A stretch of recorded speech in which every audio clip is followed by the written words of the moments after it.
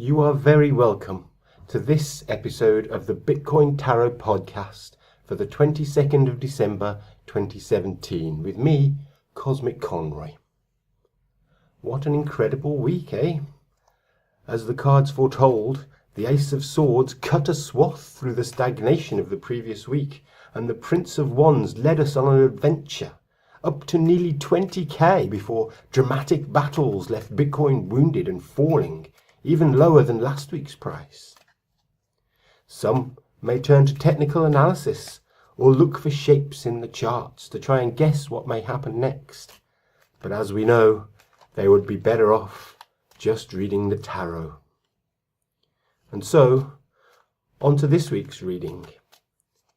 I'm infusing the cards with the spirit of Bitcoin, and we will do a short 4-card reading, with each card representing the present moment, the past, the future, and a meta view.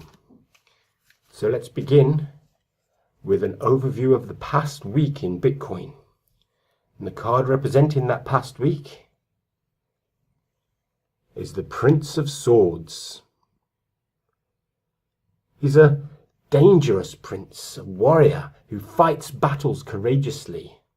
Sly and dishonest and untrustworthy, he's filled with anger and vengeance. I think this card well represents the upheaval and excitement and adventure of the last 7 days.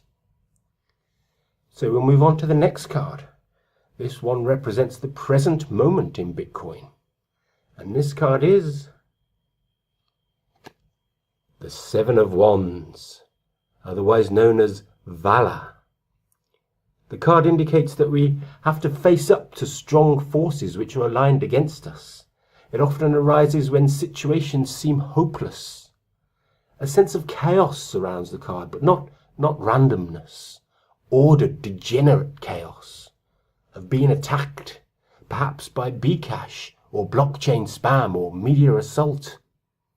But of course, this card shows us that we must fight and stand up in defiance, filled with self-assurance and confidence. And how will that battle play out? Let's find out as we move on to the future card. And our future card is the Princess of Discs. She's a quiet and reserved and shy lady who does not seek the limelight, but she is concerned with nature and growth. She's reliable and diligent and hard-working and trustworthy. She has huge strength and can support those who need us. The card promises big changes and a new beginning, often associated with birth or conception. But will this mean a new beginning for a bear market?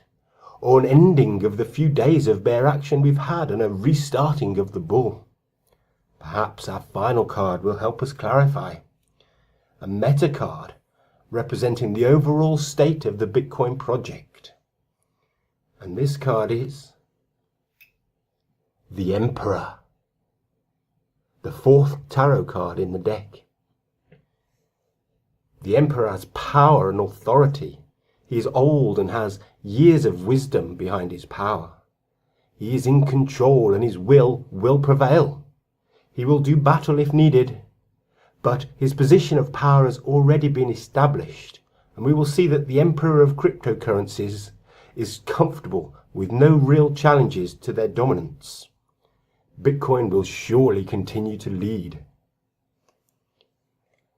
That's it for this week's podcast.